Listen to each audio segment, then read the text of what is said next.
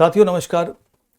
दोस्तों, इस वीडियो में हम आरएस के नए पाठ्यक्रम के पेपर 1 के यूनिट 3 के पार्ट सी, जिसमें अकाउंट और ऑडिट की बात आती है, उसके नए पाठ्यक्रम में क्या बदलाव हुआ है उस पर चर्चा करने के लिए उपस्थित हुए हैं। दोस्तों, हमारे सामने पुराने पाठ्यक्रम और नए पाठ्यक्रम दोनों की तस्वीरें हैं और हम दोनों को कंपेयर करके इन दोनों के अंतर को समझेंगे।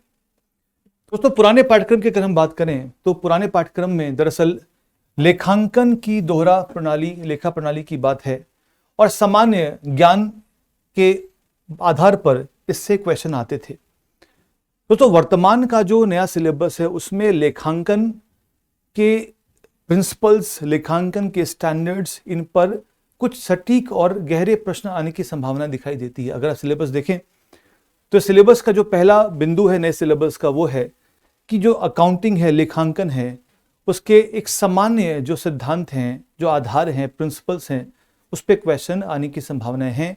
जबकि यहाँ पर आपको सामान्य ज्ञान होना चाहिए था और आमतौर पे जो विवरण होते थे, वित्तीय विवरण, उसके विश्लेषण की तकनीक आनी चाहिए थी। जबकि यहाँ पर क्या है, लेखांकन के सैद्धांतिक आधार की बात है, जिसमें general accepted accounting principles, gap सिद्धांतों की हम बात करेंगे कि इसका मतलब ये है कि किन किन आधारों पर एक बेहतर लेखांकन किया जाना चाहिए।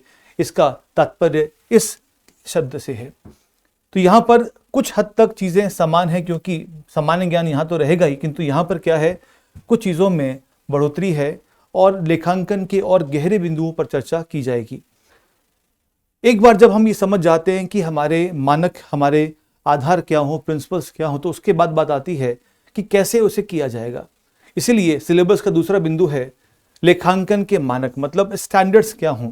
कुछ तकनीकी इसमें मुद्दे आते हैं कि हम किन किन आधारों पर, किन किन मानकों पर लेखांकन करें ताकि लेखांकन गड़बड़ियों को दूर कर सकें, उसकी जांच कर सकें, उसकी पहचान कर सकें, किसी फ्रॉड को रोक सकें। इसीलिए यहाँ पर जो पहले दो बिंदु हैं वो पुराने सिलेबस से काफ़ी व्यापक है, क्योंकि पुराने सिलेबस में आमतौर पर सामान्य ज्ञान की बात थी, जबकि नए सिलेबस में सामान्य ज्ञान से बहुत ज़्यादा बढ़कर जो लेखांकन के सिद्धांत हैं, मानक हैं, गैप प्रिंसिपल्स हैं, इन सब की बात होगी। इसका मतलब ये होता है कि यहाँ पर चर्चा व्यापक होगी और आपको लेखांकन पर एक गहरी पकड़ और समझ बनानी पड़ेगी। दोस्तों, इसके बाद आती है कंपनी के वित्तीय विवरण।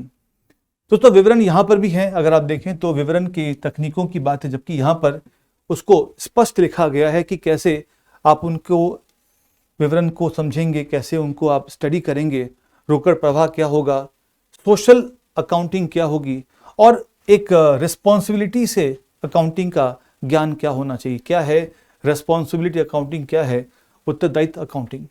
तो यहाँ पर भी आप देखेंगे दोस्तों, तो पहले जो सिलेबस में एक बिंदु में था वो बेसिकली क्या है, यहाँ पर 3 अलग अलग बिंदुओं में उसे स्पष्ट किया गया है, बांटा गया है, जिससे लेखांकन के बारे में हमारी समझ बहुत ज़्यादा होने की आवश्यकता है।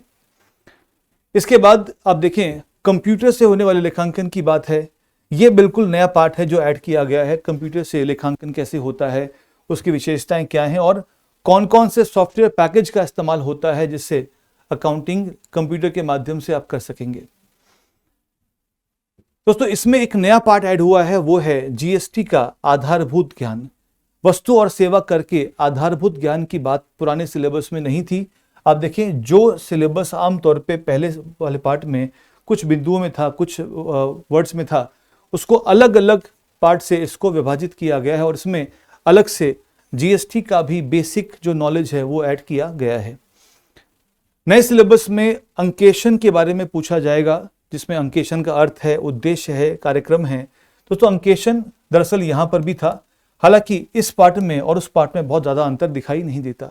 इसका मतलब ये कि जो ऑडिटिंग है, ऑडिटिंग को लेकर बहुत ज़्यादा अंतर नहीं है। और यहाँ से जो बजट का पार्ट था, पुराने सिलेबस के निष्पादन, बजट और अन्य अवधारणा को हटा दिया गया है। नए सिलेबस में अकाउंटिंग ऑडिट में बजट का कोई पार्ट शामिल नहीं किया गया, बल्कि लेखांकन के पार्ट को ही बढ़ा दिया गया है। इसका मतलब यह है कि इस बार नए सिलेबस में हमें बहुत विशेष ध्यान देना पड़ेगा, लेखांकन कैसे होता है, उसके स्टैंडर्ड्स क्या हैं, उसके मानक क्या हैं, कंप्यूटर से कैसे होता है। इसका मतलब ये हुआ दोस्तों कि बजट से ध्यान हटेगा और अकाउंटिंग की ओर और अंकेशन की ओर हमारा ध्यान अधिक जाएगा, जिसको विस्तार से हम क्लासरूम में कवर करेंगे। धन्यवाद।